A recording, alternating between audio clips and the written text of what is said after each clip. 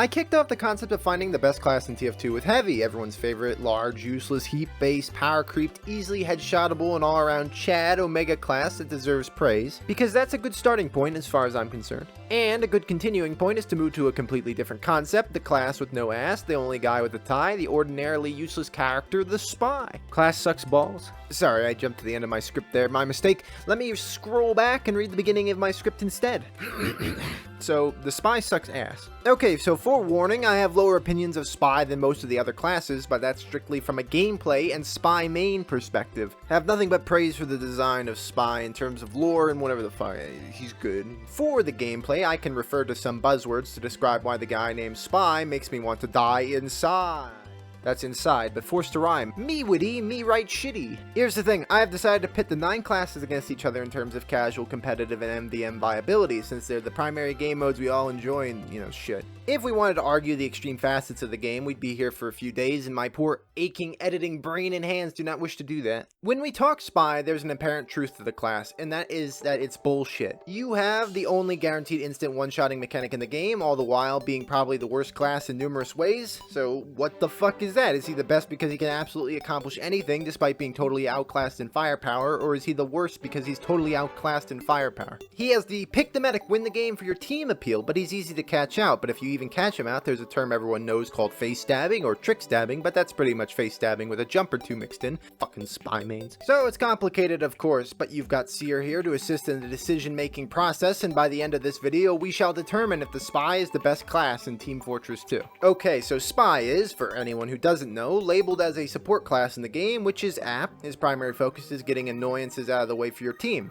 Sentry gun being a pain in the epididymis, the sapper disables the gun and allows your team to accomplish something. Medic going to use his Uber to probably win the game? Well, feel free to drop him and look like an almighty Mr. Chad, Mr. Spy main fuck. I'm not bitter, no siree. Well, we need to get moving, so of course, let's talk about Spy in the context of casual play. This will give me a chance to talk about all the loadouts, the weapons, playstyles, I guess. All one of them. Spy is probably without question the most frustrating class to play in the entire game, while somehow simultaneously being incredibly frustrating to play against himself. Since the class is almost entirely about positioning and prediction, and people oftentimes have no idea what they're even trying to do, what chance do you have to predict their action? In fact, the best moments for Spy oftentimes come when you don't expect to succeed at all. Honestly, if you're interested in playing Spy casually, you might as well adopt the biggest ball strategy you can find, otherwise you spend so long sitting around imagining how you're going to pursue these dumbasses. Let's go over the basic components of the class and discuss his items a little bit. The Spy has a few benefits that are super unique to him alone: invisibility, disguise, and true one-shots. Invisibility is the crux of the class, as it allows you to actually go anywhere. Using various watches, all of which are fine, you can manipulate your positioning and move around less detected. This of course doesn't really matter, because once you found a good position to come out from the shadows, there's a good chance some fuckwit will be there for some odd reason, doing things that no human normally does. So, to back up your invisibility, the Spy also possesses the disguise kit, giving him the ability to look like an enemy player. Doesn't matter, hardly works and is full of bugs, not beyond the fact that the Respawn Team Deathcam shit update thing now gives the amazing indicators of where the Spy is and who he's disguised as. So, besides Valve actively griefing their own game, the disguise kit barely functions. People usually just shoot their allies to spy check anyway, so you're not really going to blend into a crowd unharmed, unless of course you find some genius players.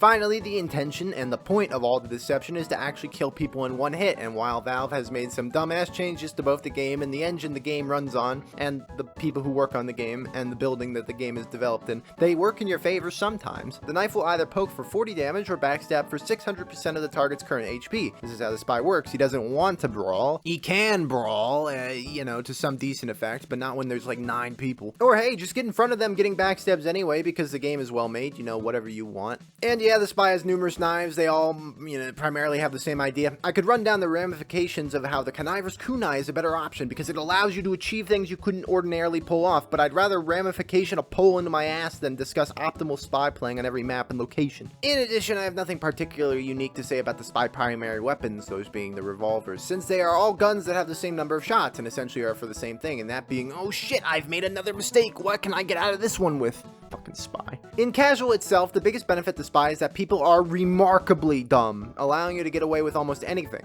The class can single-handedly win the game for your team, since you can just sweep 9 players under the rug as your 5 sub-brain heavies walk in.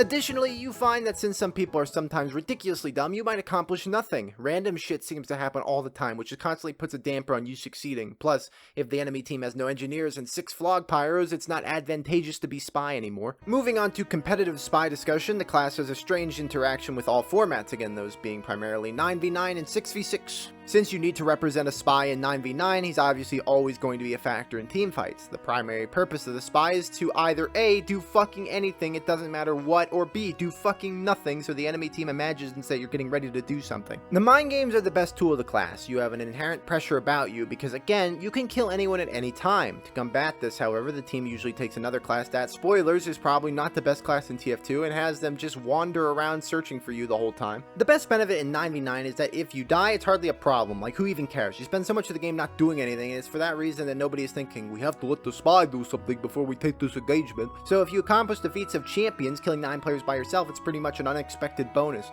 In 6v6, the better competitive, the spy doesn't feature that often. Without explaining guides worth of information about how the game mode is played, I can sum it up by saying that the medic is a big deal. You really want this guy to be dead if you're playing any competitive game mode, and especially 6s.